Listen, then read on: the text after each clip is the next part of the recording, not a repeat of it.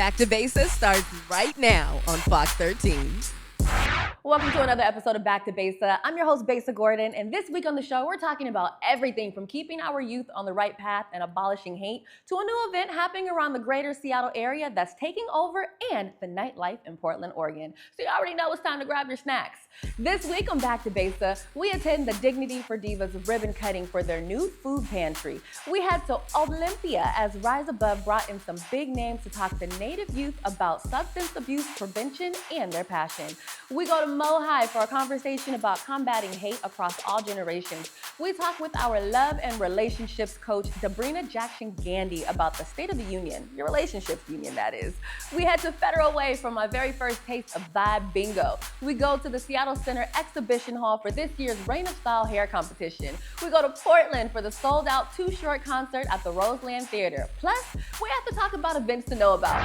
Dignity for Divas was founded in 2012 by Nikki Game Butler after experiencing homelessness firsthand and deciding to develop a self-healing program based on an unmet need she experienced while transitioning out of homelessness. Last month, Dignity for Divas celebrated a ribbon cutting in partnership with Champions of Change and One Love that launched a fridge and food pantry program at the Diva Dream Academy in South Lake Union. One Love utilized Champions of Change funding to purchase the necessary equipment to install the fridge and pantry needed for Dignity for Divas to nourish the families they serve, which will be stocked by Feeding Feasible Feast. Let's take a moment to learn more about Dignity for Divas and their programs that benefit women as they transition out of homelessness. Hey, what's going on? This is Cliff Averill, 1/3 of Champions of Change, and we are here at Dignity for Diva with One Love Foundation to support some of the great things that they're doing in the community. And man, it's an amazing event. It's amazing to see what they're doing. Hi, I'm Nikki Game Butler. I'm the head diva at Dignity for Divas. We're a nonprofit organization supporting women transitioning out of homelessness in Seattle, Washington. And boy, today was the day. So we are at the Dream Academy, and we service women through wellness, supportive services, workshops, and we opened our new food pantry. Incredible. Dignity for Divas was connected with Champions of Change through an incredible partnership with Safeway. The ways they're bringing all these nonprofits together, it's just incredible to see. Champions of Change actually changed everything for our organization. They're taking an organization like Dignity for Divas, who maybe doesn't have the traction it deserves, and they are giving us an opportunity to get on a different playing field. They're giving us an opportunity to be on a larger stage, which has access. It's all about the access. Champions of Change is all about myself, Doug Baldwin, and Michael Bennett being champions to champion all the different grassroots organizations that are here in the Seattle area. I think it's about us as humans coming out and finding a way to connect in such a unique way. I think sometimes we overlook other people and we feel like their experiences are not valid. Okay, we're extremely grateful and honored to be able to have the support from Champions of Change. The difference that the foundation is creating, the positive change it's creating in our communities through their support of grassroots organizations is unmeasurable. They put a trust into local leaders that understand and know their communities and have the trust of their community members. And that change is the most important one. Myself, Michael Bennett, Cliff Averill, obviously we come from a team sports background, and so we know the impact of being on a team and collaborating together for the benefit and pursuit of something greater than yourself. So that's what Champions of Change is, the culture that we're trying to bring to serving the community. That is a win for all the families we serve, because if you're giving Dignity for Divas access, you're giving our divas access. So I cannot say enough about Champions of Change. Go to their website, follow them on Instagram, find out what's going on, the events. They're all fun, they're family friendly. Your dollars are going to get connected to those who need it most. Trust me, if you don't know, you better ask somebody, but it's real. What I think is so great about this program and partnership is that they are creating a space for women transitioning out of homelessness that doesn't make them feel shame or even unworthy of the basic items that they need on a daily basis.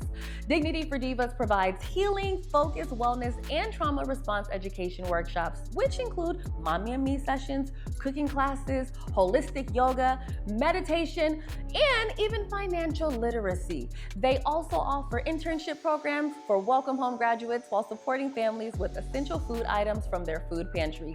Since opening their doors, 70% of their newly housed program participants maintain stable housing for at least 24 months and have served over 72,000 unhoused individuals across Western Washington and Seattle, Renton, Everett, Kent, and Bellevue. Now, how can you support Dignity for Divas? Well, they are currently looking for volunteers to help with workshop registration and food pantry shoppers. They have virtual volunteer opportunities, and donations to support their wellness and healing programs are always welcome. You can learn more about Dignity for Divas at dignityfordivas.org, and you can support Champions of Change and their continued community support by visiting championsofchangefoundation.org. At Rise Above, their mission is to empower Native youth to live healthy lives despite the disproportionate challenges they often face. Did you know Native American communities have some of the highest rates of unemployment, poverty, substance abuse, and mental illness in the country? Native girls and women commit suicide at 3 times the rate of the general population. For Native boys and men, it's at twice that rate. Native youth are 46% more likely to experience homelessness. They face higher rates of diabetes, alcoholism, drug use, and obesity. This is why the work that Rise Above does for our Native youth is so important, because it prevents them from being part of those statistics. Recently, youth and families were invited to a special night at the Nisqually Youth Center in Olympia, where former NBA player Chris Herron came to tell the youth his story about his past struggles with addiction in hopes of inspiring the youth to take a different path. In the building that day was also Governor Jay Inslee, Sonics legends Lenny Wilkins and George Call, along with Rise Above founder Jackie McCormick. Let's check out what happened.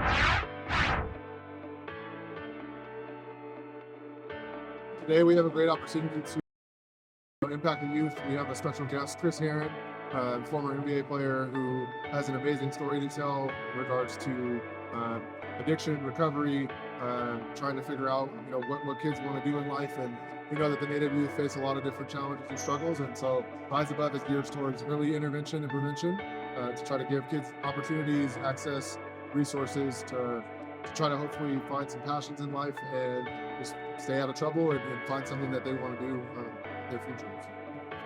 Really honored today to have Chris Herring and Jackie and Rise Above come down and put on this, we'll say, a little camp talk, clinic to have Coach Wilkins, Coach Carl, Bill Kruger. That's just an honor for all kids. We had over 50 Nisqually kids in here. Our kids in our communities are struggling, I think, across the United States, but tribes have been disproportionately affected. We're talking about mental health, we're talking about substance abuse. Chris Herron's message today about impacting one kid. If we can impact one kid or one adult, everything that we did today was worth it.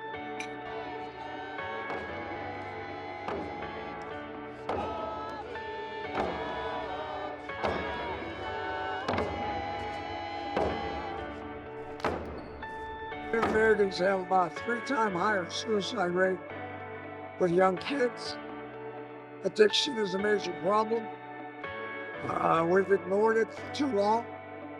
It's time to get on the bandwagon and bring our wisdom and our knowledge to the reservations and to the Native Americans to give them better lives and to give their kids better opportunity.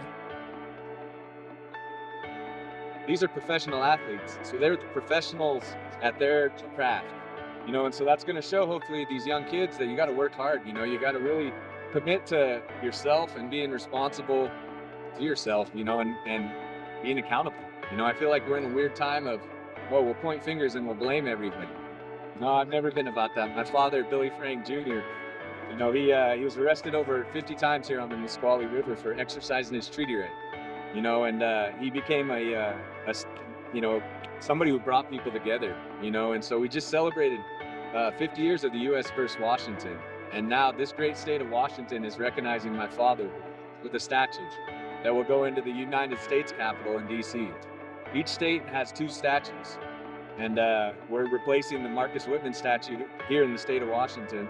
And the legislatures and the governor, they signed off on, so in 2025, we'll be taking Marcus Whitman out and replacing him with a statue of my father, Billy Frank Jr. So I feel like everything Jackie's doing, it's coming full circle right now. And so it's just beautiful. So.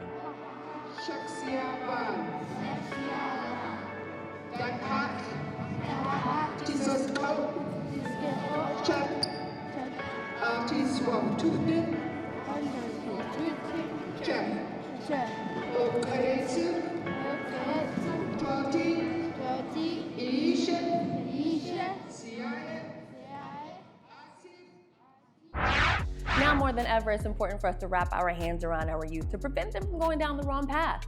Over 50 kids showed up on this day and were exposed to talks about healthier living and mental health, while also having an opportunity to find out what they are passionate about. Lenny Wilkins says, Rise Above represents an opportunity for all individuals to rise above their current circumstances, helping youth discover the tools to live their best lives every day through sports and personal development is key to building tomorrow's leaders.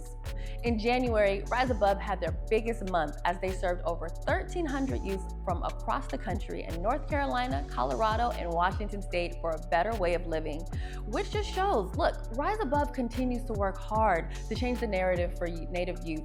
And if no one has told you, I honestly want to thank you all for what you are doing for our youth. There are so many other things you could be doing with your day, but instead, you're making a difference in these kids' lives, and that's huge. To learn more about Rise Above, visit nativeyouthriseabove.org. We're off to our first commercial break, but when we come back, we're heading to Mo High on South Lake Union for a conversation about combating hate across our community. You're watching Back to Besa. Welcome back to Besa. If there is one thing we can all agree on, I would say it's that hate across our country has been on the rise over the years, and it's not okay. No one should ever feel intimidated to go in certain grocery stores, let alone what will happen to them if they take the bus or walk down the street. This is why not too long ago, the Black Heritage Society of Washington State, the Wing Luke Museum, and the Washington State Jewish Historical Society came together for a collaboration called Confronting Hate Together at the Museum of History and Industry. Communities showed up by the dozens to join in on the conversation and discuss the root of it and how we can all work together across all generations to create a world with less hate. For this event, they teamed up with the Vivid Matter Collective to create art that speaks against hate. Let's take a moment to see what happened at Mo High. Today we are here at the Museum of History and Industry here in South Lake Union, here with the Black Heritage Society of Washington State and my partners from the Wing Luke Museum and the Washington State Jewish Historical Society. We've been confronting hate for decades. We were inspired together as a team to look at a 1937-1952 national campaign on confronting hate. The more we talk out loud across all generations, I think that this is the way that we begin to challenge and take action, that call to action to combat hate. Confronting hate is really being aware of what's going on around you, understanding what leads people to act in a hateful way. And for me, as a teacher, as an educator, it's really about educating people so that the ignorance that leads to that hatred. We, with this initiative, really want the students to take the lead here, to be able to change their culture. So I think really sharing our shared histories and making young people aware of that will bring them together to work as a combined force. VMC is here, Vivid Matter Collective. What we do is, right now, we set up a silk screen station of historical protest posters that people can, family members, kids, families, individuals, can participate in a silk screening activity that shows these historical protest posters that are against hate.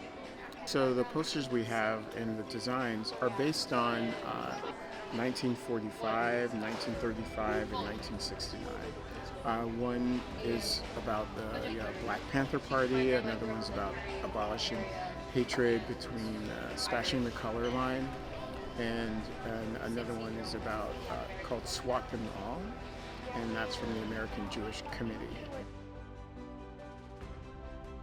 Yeah, historically, our three communities have always risen to that challenge of supporting one another.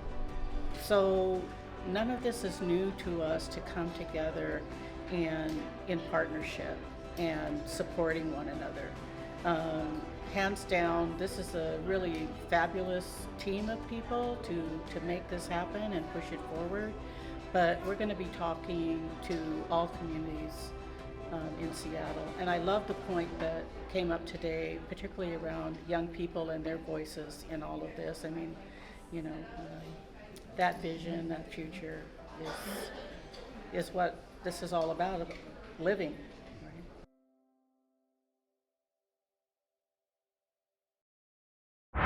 Conversations like this are imperative, especially in the day we live in. It's important to not sweep things like hate under the rug, while also giving community a space where everyone can come together to talk about their experiences with hate and how they would like to see it combated.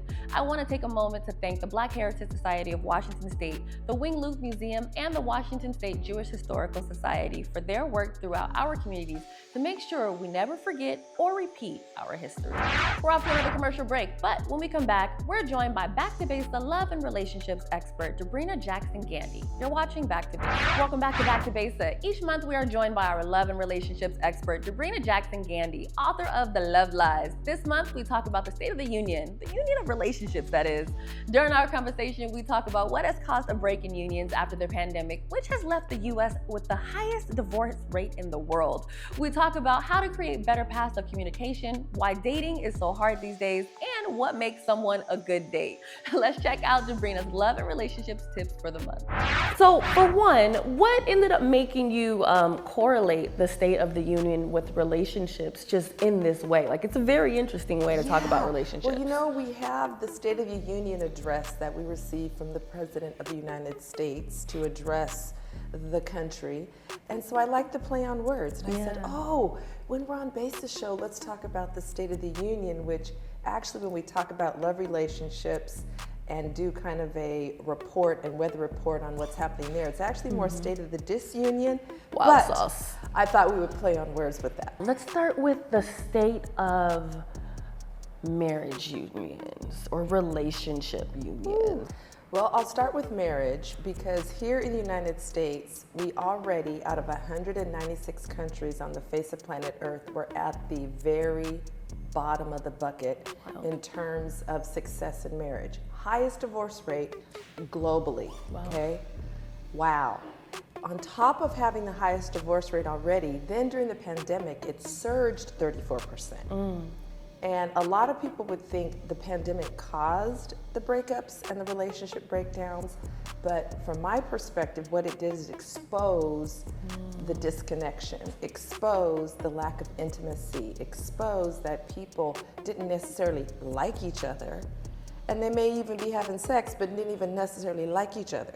So the slowing down and the shutting down of that fast-paced, frenetic busyness, that was our excuse for why we weren't having a chance to spend more quality time, or why we didn't have a chance to really sit down and have meaningful conversation. All those excuses were removed during the pandemic. How do we start creating that conversation? How do you, fall back in love with the person that, you realize, man, I really don't know you. We have to do the healing work. We have to understand the lies we've been fed, which is why in this book, I lay out the first of the 10 female love lies. Men have a completely different set they're bombarded with than women. It's fascinating. So to just understand the poison that's in your system and start to get it out. The same way if you eat some bad food, your body recognizes it and it's like, eject, get it out. That's the first thing, get it out. So we're filled with this, what I call love STDs, socially transmitted delusions,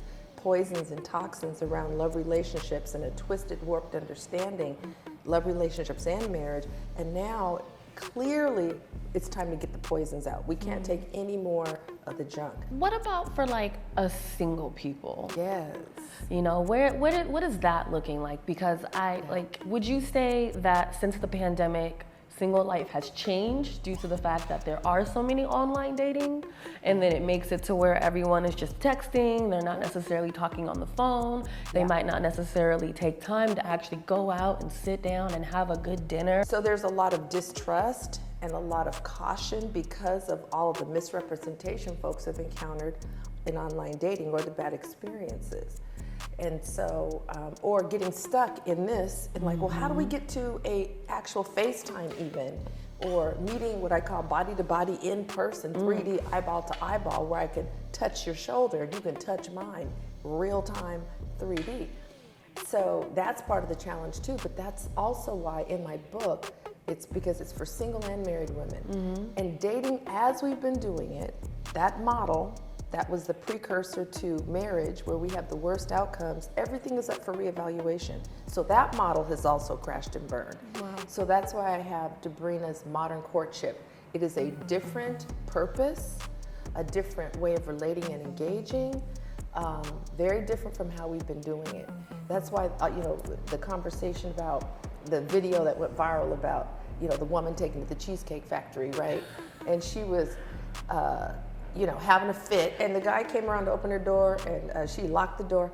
And so those are the kinds of insanities that we got to let go of, where we put all this emphasis on the where we're taken on a date and expect the guy to pay. And there's nothing necessarily wrong with that if you're a great date, which most of us aren't.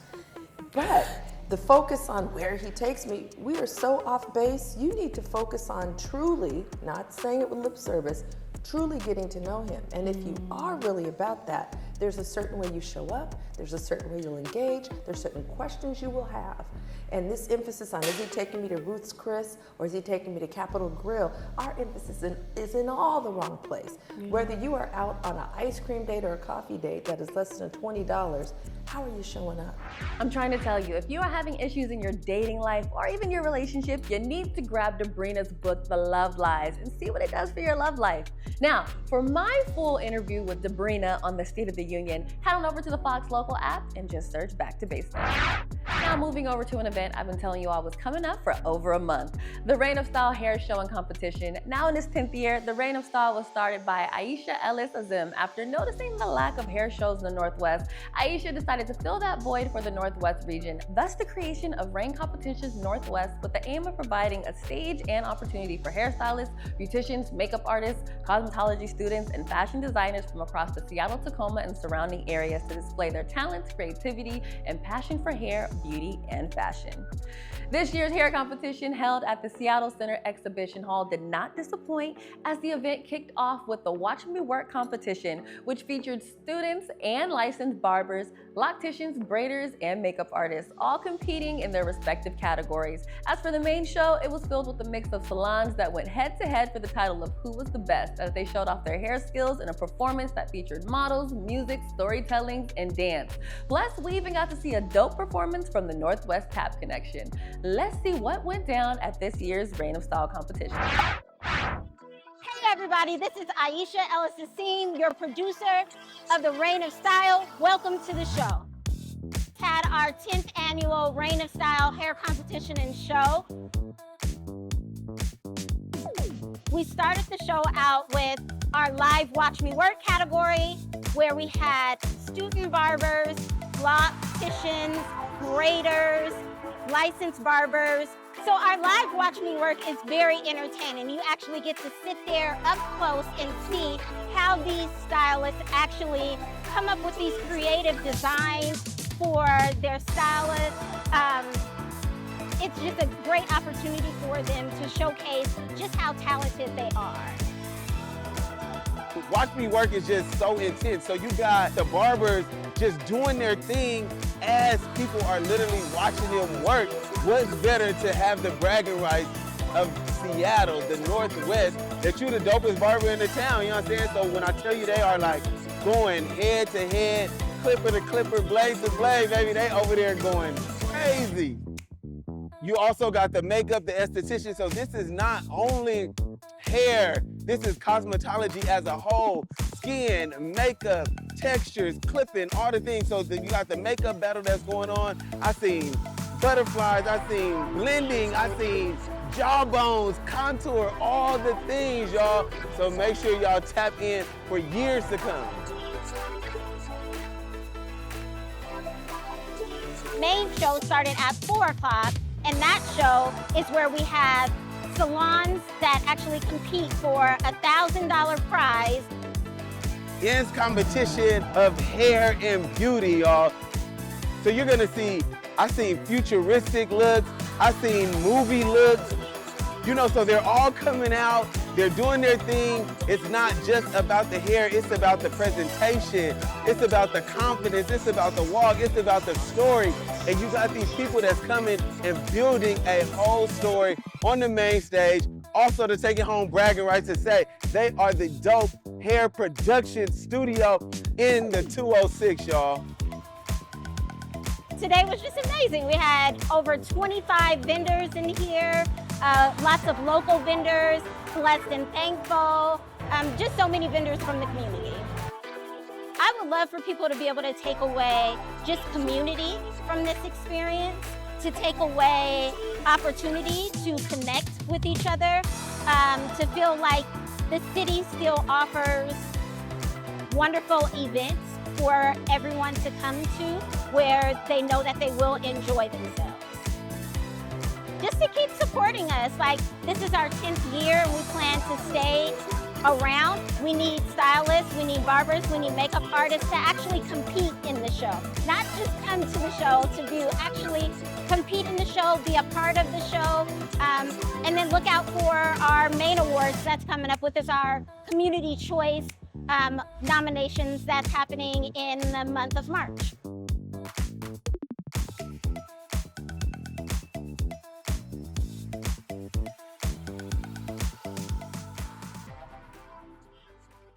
Congratulations to all the winners and everyone that showed off their talents. The beauty of competitions like this is that it truly creates a space for our local beauty community to let their talents run wild while displaying them to potential and future clients. And for those that are still in cosmetology school, potential employers. To learn more about Reign of Style and their upcoming events, head on over to reignofstyle.com. We have some more events that recently went down that I want you to know about after this commercial break, so stay tuned because when we come back, we're talking about Vibe Bingo. You're watching Back to Besa. Welcome back to Besa. I'm your host, Besa Gordon, and if there's one thing you all know I love to do, it's find fun events happening around the region where the vibe is one that everyone feels comfortable being at. Well, recently I was invited to Vibe Bingo in Federal Way, and I know some of you are thinking, bingo? Girl, my grandgirl played bingo. Well, I feel like you didn't hear me when I said Vibe Bingo. Not going to lie, when I first heard about it, my first thought was, well, yeah, it's something my grandgirl would do. But from the moment I pulled into the parking lot and heard the music bumping from inside the venue and saw people waiting in a line that wrapped around the corner, I instantly knew this was not your grandparents' bingo. Vibe Bingo was started by Chuck Dance, who after dedicating over a decade to promoting spoken word and shows in Seattle and establishing himself as a prominent figure in the local art scene, curated Vibe Bingo and has now found the perfect outlet to combine his passion for music with the joy of bringing people together. Let's take a moment to learn more about Vibe Bingo and see how it all went down.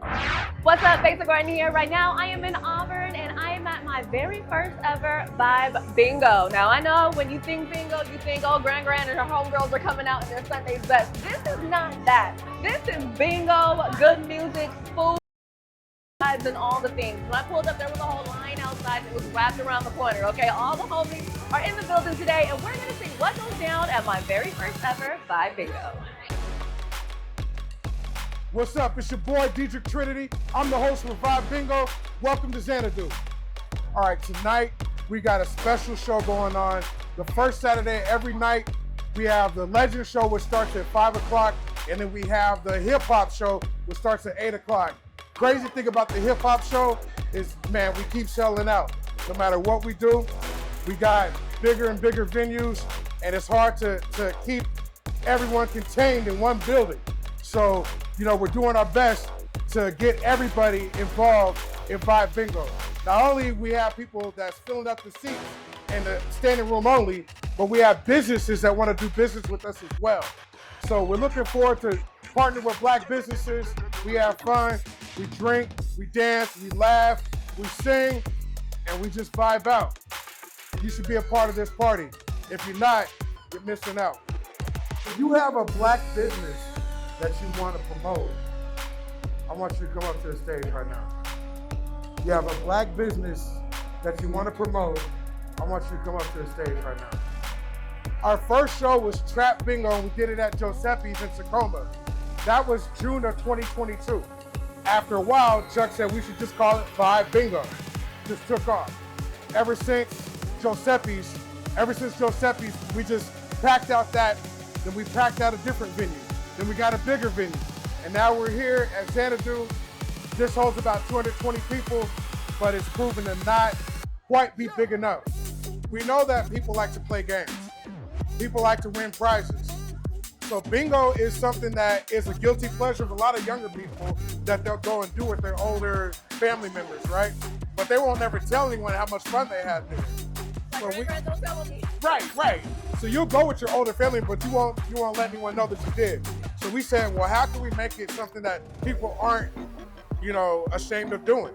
That people are actually excited about doing and telling other people about it. We wanted to add an element, a club element, so to speak.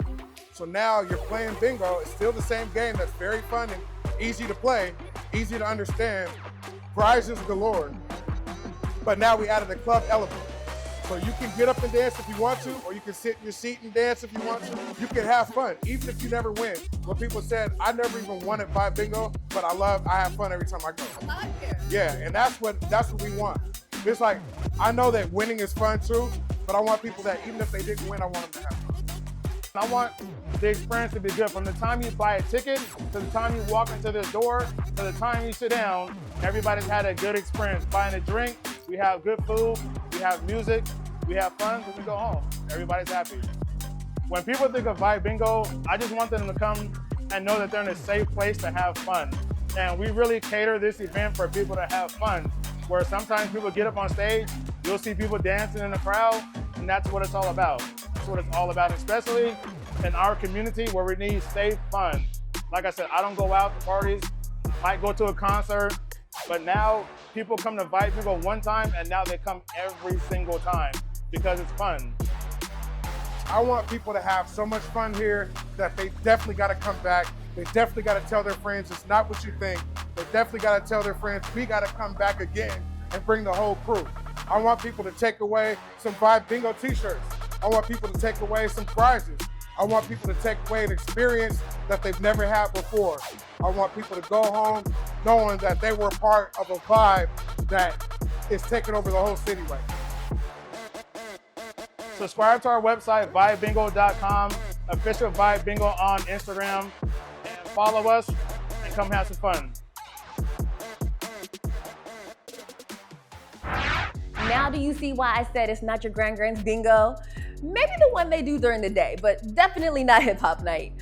Since posting my reel on Instagram earlier this week, everyone has been wondering when the next one is. What's dope is that they have a different event each month across the Seattle-Tacoma Federal Way and even Bremerton area. So to find out when it's coming your way, head on over to vibebingo.com. We're off to another commercial break, but when we come back, we're taking a quick road trip to the Rose City and we're taking a look at Portland nightlife. You're watching Back to Besa. Welcome back to Besa.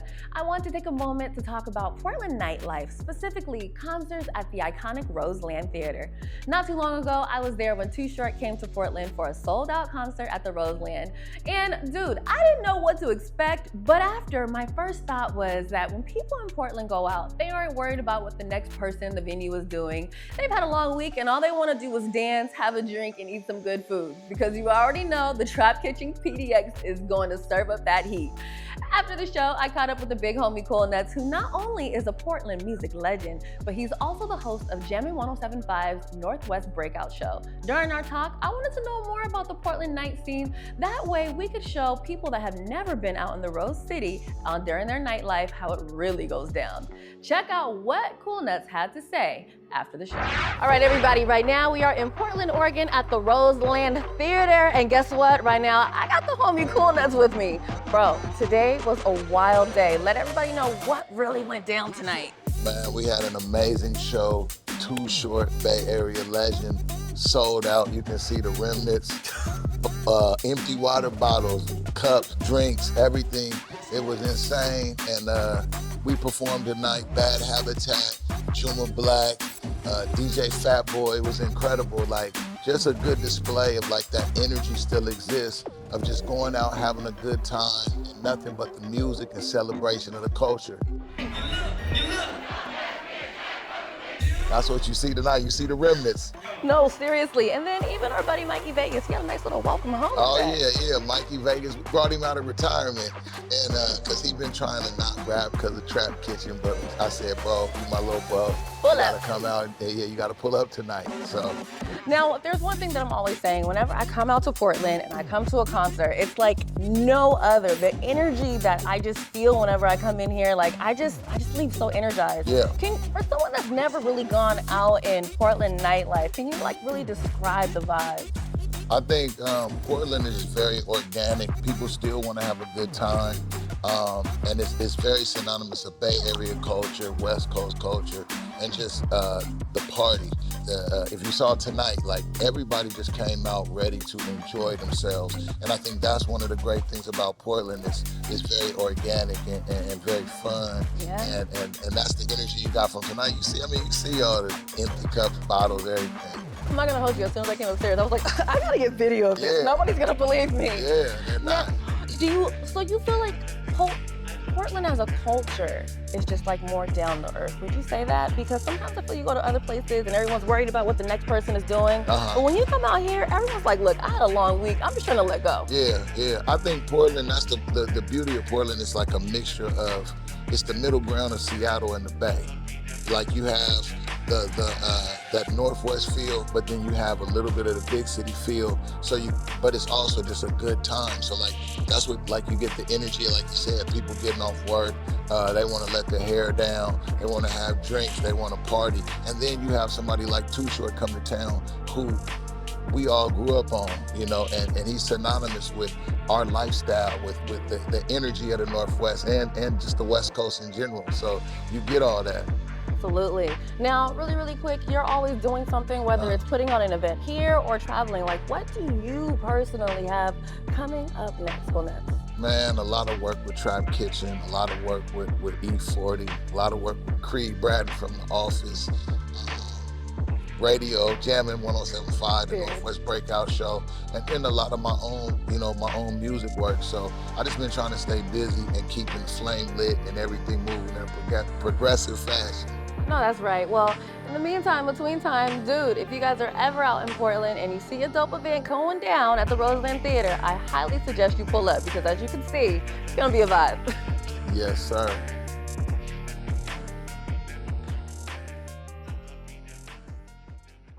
Portland nightlife, in my personal experience, has been nothing but a vibe, and the Rose City is definitely starting to become my home away from home, especially since I'm already on the radio out there at Jammin' 107.5. So shout out to everyone in Portland that has welcomed this girl from the 206 with open arms. We're off to another commercial break, but when we come back, it's time for Events to Know About. Welcome back to Besa. I'm your host, Besa Gordon, and it's time for Events to Know About, where I tell you about all the events happening around the city that you don't want to miss. So let's jump right into it. First up. Now, Sunday, March 10th, there is a New Moon Reflections, Intentions, and Affirmations class happening with Dr. Sarah Webb, and ironically, it's going to be online. Saturday, March 16th is the Seattle Shamrock Stroll, St. Patrick's Day Weekend Bar Crawl.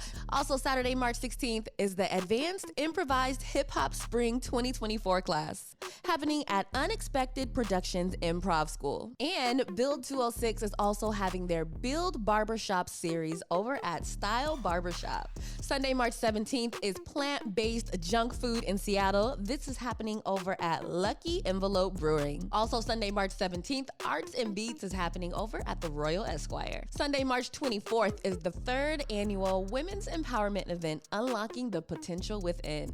This is happening over at the Hilton Motif Seattle. Now, this is the first time I've heard of this one, but I honestly might have to pull up, okay? On April 20th, there is a Planted Expo Seattle 2024, North America's largest plant-based event. Child, this is happening over at the Convention Center, so I highly suggest grabbing your tickets sooner than later. Also, April 20th is the 2024 Spring Foodie Fest. This is happening at the Stone House Cafe.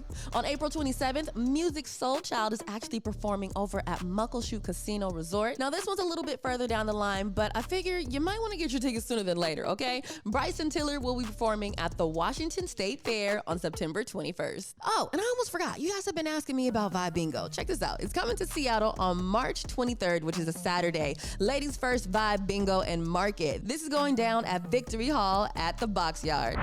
That's it for this week's events to know about. Hopefully you found something dope to do around the city. And of course, if you have an event that I should know about, send me an email at backtobesa@whereweconverge.com. It's time for our last commercial break, but when we come back, it's time for Affirmation of the Week. Welcome back to Besa. If you're new to the show, each week we like to end the show with a quote, mantra, or affirmation. This week's mantra is, I won't count myself out before I reach the finish line. I think this one is pretty simple. A lot of the time we count ourselves out right before we get to the finish line because we don't believe that we deserve to be where we're heading, or we feel that we are going after a goal that is too big or simply we're unworthy of. But here's the thing. If the dream was too big, you would have never had it in your heart to begin with. It would have never been a goal of yours to go after.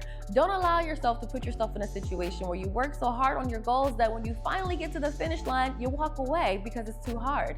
Or you feel that you don't belong there, because if you do, what was the point of all the hard work to begin with? You have to push yourself each day past your limit to get where you want to be at that next level. Now that's it for this week's episode of Back to Besa. I hope you all enjoyed the show. Of course, if you have anything that you want me to know about, shoot me an email at backtobesa@whereweconverge.com.